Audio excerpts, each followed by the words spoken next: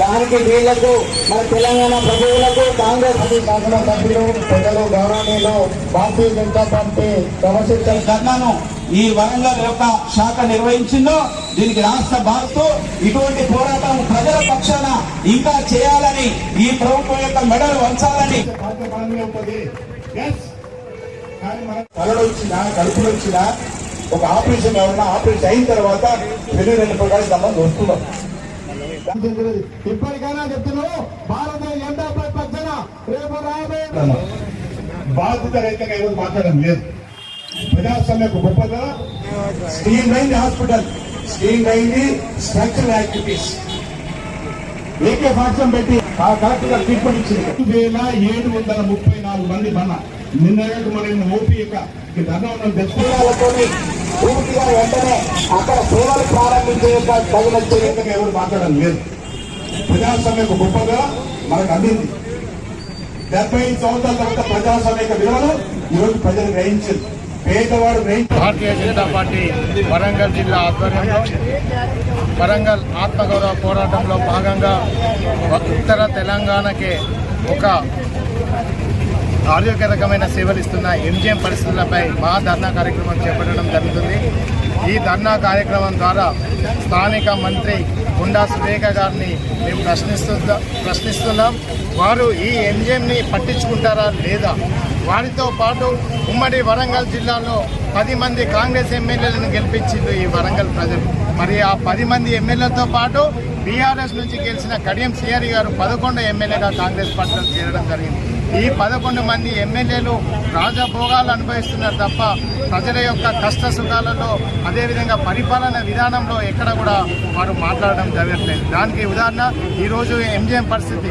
ఈ ఎంజిఎంకి full time superintendent లేకపోవడం వల్ల అడ్మినిస్ట్రేషన్కి సంబంధించిన పాలసీ మేకింగ్ నిర్ణయాలు తీసుకోక ఇక్కడ ఈ ఎంజిఎం యొక్క పరిస్థితి చాలా దారుణంగా ఉంది.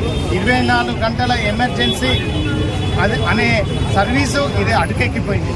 ఈరోజు భారతీయ జనతా పార్టీ వరంగల్ జిల్లా నుండి మేము డిమాండ్ చేస్తున్నాం, వెంటనే ఫుల్ టైం అడిషనల్ డిఎంఈ పోస్ట్ని భర్తీ చేసి ఈ 24 గంటల ఎమర్జెన్సీ అందుబాటులోకి తీసుకురావాలి.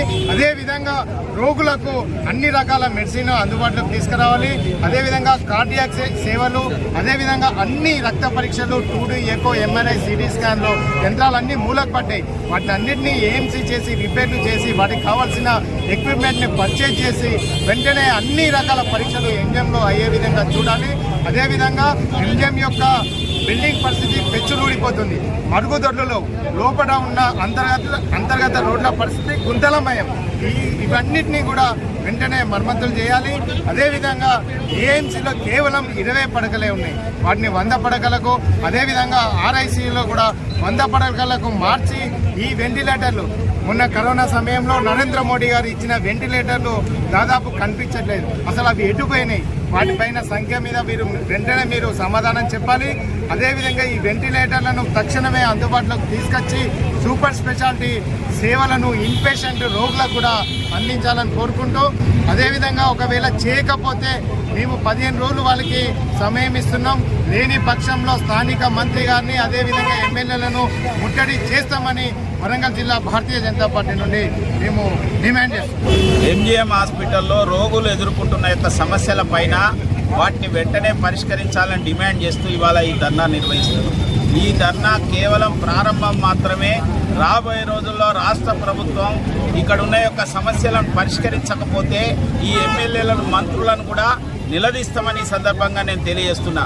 దీనికి అత్యధికమైన యొక్క నిధులు కేటాయించి ఇక్కడ ఉండే యొక్క సమస్యలన్నీ స్టాఫ్ కొరతను కానీ, అదేవిధంగా మరి ఏదైతే ఎక్విప్మెంట్ యొక్క కొరతను కానీ, మందుల కొరతను కానీ, ఇక్కడ ఉన్న యొక్క అన్ని లోపాలను కూడా సరిదిద్దాలని బీజేపీ డిమాండ్ చేస్తున్నది.